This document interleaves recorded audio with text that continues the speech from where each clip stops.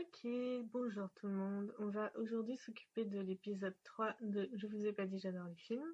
Tout de suite, on va découvrir quel sera le prochain film à être critiqué. Hop, je prends un petit papier au hasard et ce sera Le Roi Léo. Ok, et ben c'est parti. Le Roi Léo, de quoi ça parle?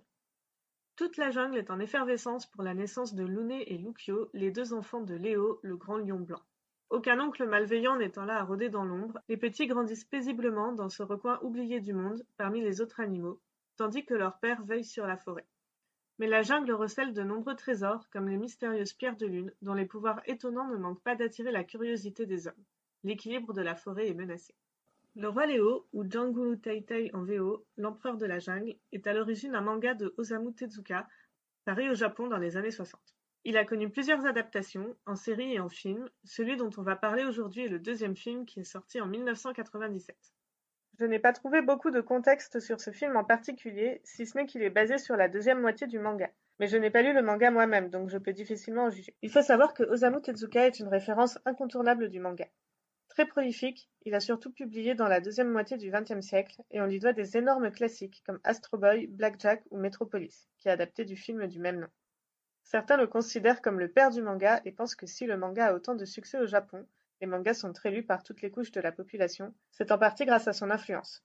Sa vision novatrice du manga, son style de dessin, la façon de découper les planches et de mettre en scène l'histoire, ont en tout cas fortement marqué l'industrie et ont influencé la quasi-totalité des auteurs actuels, si bien qu'on peut effectivement le considérer comme le père du manga moderne.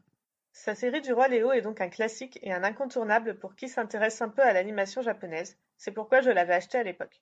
Pour être honnête, je n'étais pas très bien renseignée sur la série et les différentes versions disponibles et j'ai acheté le film un peu au hasard. Ce serait sans doute plus intéressant de regarder une des séries animées car elles sont beaucoup plus complètes. De plus, je pense que l'édition DVD que je me suis procurée n'a pas été réalisée avec beaucoup de soin car il y a quelques visuels qui reprennent ce que j'imagine être des personnages de la série animée vu qu'ils n'apparaissent pas du tout dans le film. Mais bon. Pour ce qui est du film en lui-même, d'un point de vue technique, il est de très bonne facture, l'animation est fluide, les personnages expressifs, tout en gardant les designs caractéristiques du style de l'auteur. On sait le savoir-faire japonais en termes d'animation et on en a ici un excellent exemple. Il me semble d'ailleurs que le réalisateur a travaillé sur pas mal de séries classiques des années 90. En termes d'histoire, c'est un petit peu plus compliqué, même si on reste sur de la qualité. Le rythme est assez étrange, on a 4 ou 5 parties bien distinctes qui doivent sans doute correspondre à différents épisodes dans le manga. Il y a bien ce qu'on pourrait considérer comme une trame narrative principale, mais elle est interrompue au milieu par plusieurs histoires sans rapport. J'imagine que le film vise plutôt le jeune public et je ne sais pas comment les enfants perçoivent le tout, peut-être que ça passe bien et qu'ils sont contents de suivre les personnages, mais je trouve que ça fait un film un peu bâtard qui parle de plein de choses en même temps mais qui a du mal à trouver une identité et un propos qui lui sont propres. À ce compte-là, je ne sais pas s'il y a vraiment un intérêt à voir le film plutôt que de regarder la série ou de lire le manga, à part si on veut avoir une version condensée de l'histoire. À part ce défaut de forme, l'histoire en elle-même est assez intéressante.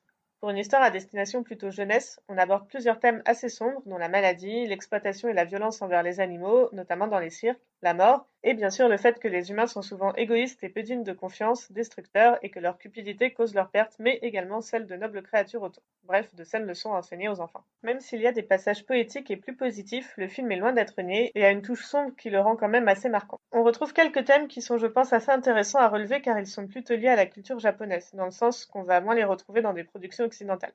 En particulier, il y a une notion de respect aux ancêtres qui revient plusieurs fois, et également un certain rapport aux esprits de la nature. Les thèmes écologiques sont également assez présents, ce qui n'est, je pense, pas si courant dans une histoire qui date à l'origine des années 50. Et il y a sans doute un parallèle à faire entre la destruction à laquelle doivent faire face les animaux, destruction amenée par l'homme et la technologie, et l'histoire japonaise de la guerre. À part ça, on peut passer assez rapidement sur les personnages féminins, vu qu'il y en a en tout et pour tout 4 dans l'intégralité du film. Autant vous dire qu'on ne passe pas le Bechdel test et qu'on a le droit à une bonne dose de les petits garçons vivent des aventures et sont courageux, les petites filles sont douces et sages. Il y a quand même un petit peu de mieux avec la trapéziste qui est assez forte et prend des initiatives, et avec l'esprit de la montagne qui représente la sagesse et également une certaine force, mais l'histoire date un peu de ce côté-là et ça se sent. Pour finir, on a du mal à parler du Roi Léo sans penser au Roi Lion et au côté est-ce que Disney a plagié ou pas. Pour bien recadrer, donc le film dont on parle actuellement date de 97, c'est-à-dire qu'il est sorti après Le Roi Lion, mais il est basé sur une série qui date des années 50 et qui donc existait bien avant Le Roi Lion. De ce que j'en ai vu, le film est assez fidèle et reprend pas mal de choses de la série. On peut donc considérer que ça nous donne une assez bonne indication sur ce qu'était la série et le manga. Pour recadrer un petit peu, et de ce que j'ai vu de rapides recherches sur internet, on peut peut-être approfondir, mais il semble qu'Osamu Tezuka était assez fan des productions Disney de l'époque. Disney existe depuis au moins les années 30, même si Le Roi Lion est un film beaucoup plus récent. Il aurait considéré les films Disney comme une part importante de son influence en tant que créateur. Par ailleurs, Le Roi Léo est bien sorti aux États-Unis et a eu un certain succès et était assez connu là-bas. Pour ce qui est du Roi Lion, les studios Disney ont toujours nié avoir été influencés d'une quelconque façon par le travail d'Osamu Tezuka, que ce soit pour du plagiat ou même pour rendre hommage à la série. Ils ont dit apparemment qu'ils connaissaient même pas la série. Alors, on peut pas dire que c'est du plagiat parce que en vrai les histoires sont très différentes et ont des thèmes complètement différents. Le Roi Lion c'est un peu une reprise de Hamlet et Le Roi Léo ça parle de complètement autre chose. Par contre c'est impossible qu'ils aient pas vu Le Roi Léo, il y a beaucoup de points communs et de petites choses qui sont clairement les mêmes, des images et des visuels qui sont très proches. Enfin c'est juste super visible, ça se voit, c'est complètement stupide de le nier. Surtout que les studios qui gèrent les droits de Tezuka ont jamais pensé à porter plainte et ont dit qu'il aurait plutôt été flatté de voir que les studios se sont inspirés de son travail. Donc c'est presque un peu désobligeant de nier l'influence qu'a eu le travail de Tezuka. Mais en tout cas, ce sont deux films complètement différents, même si vous allez avoir quelques échos et quelques petits visuels qui vous seront familiers quand vous regarderez Le Roi Léo si vous connaissez déjà Le Roi Lion. Voilà, c'était la petite parenthèse ragots et rumeurs sur le film. D'ailleurs, en parlant d'influence, en revoyant le film, j'ai beaucoup pensé à certains des films des studios Ghibli, par exemple le très connu Princesse Mononoke ou encore le film Pompuko.